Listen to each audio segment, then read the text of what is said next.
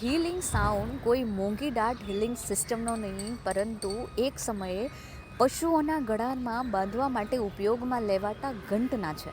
આપને જાણીને નવાઈ લાગશે કે આ તે કેવી રીતે પોસિબલ છે, પરંતુ કચ્છની પરંપરાગત કળા તેનો મુખ્ય બેઝ છે. કચ્છ તેની સાંસ્કૃતિક અને અનોખી હસ્તકલા માટે ઓળખવામાં આવે છે. તેમાં પણ ખાસ કરીને કચ્છની કોપર બેલ અને ઝુમરની કળા તો આજે પરંપરાગત ઓળખ જાળવી રાખવા માટે જીવંત બની છે. આ કળા માત્ર ગ્રામ્ય જીવન, પશુપાલન કે સાંસ્કૃતિક પરંપરા પૂરતી જ મર્યાદિત રહી નથી, પરંતુ શણગાર સાથે પણ ખાસ રીતે જોડાયેલી છે.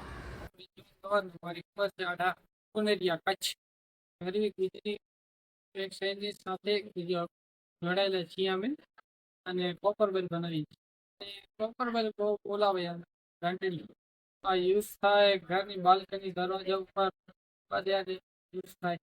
આ ઝુમર પણ કોપર બેલ જેવી પરંપરાગત કળાનો જ એક ભાગ છે, પરંતુ તેનો ઉપયોગ મુખ્યત્વે શણગાર માટે થાય છે. લોખંડ અને કોપરના ઝુમર ઘરો, મંદિરો તથા લોકોત્સવ દરમિયાન લટકાવવામાં આવે છે. તેમાં વિવિધ આકાર, ડિઝાઇન અને ઘંટડીઓનો સમન્વય જોવા મળે છે, જે કચ્છની લોકકલા અને સૌંદર્યબોધને પ્રતિબિંબિત કરે છે. આ પરંપરાગત કળા પેઢી દર પેઢી આગળ વધતી આવી છે. કચ્છના અનેક પરિવારો આજે આ કળાને જીવન જીવિકાના સાધન તરીકે અપનાવી રહ્યા છે. જો કે આધુનિકતા અને મશીન મેડ વસ્તુઓના વધતા પ્રભાવ વચ્ચે આ કળાને પડકારોનો સામનો પણ કરવો પડી રહ્યો છે. તેમ છતાં હેન્ડમેડ અને દેશી કળાની વધતી માંગને લઈને કોપર બેલ અને ઝુમર ફરીથી લોકોનું ધ્યાન ખેંચી રહી છે.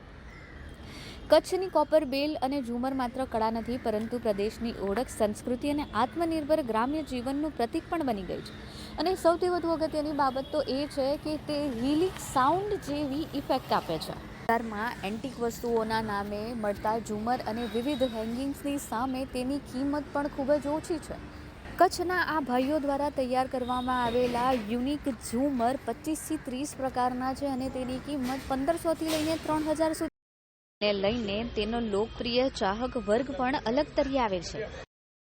વેરાયટી નાનીથી મોટી હોય, નાની 1 થી 12 નંબર સુધી હોય. લોખંડની પ્લેટ આવે એના ઉપર કોપર કોટિંગ હોય બનાવી હેન્ડમેડ જાતે બનાવું 4-5 છે.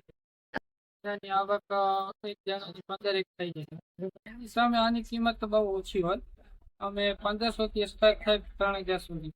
અલગ અલગ હોય, ઝુમર છે, બેલ છે, બધા છે, અલગ અલગ હોય.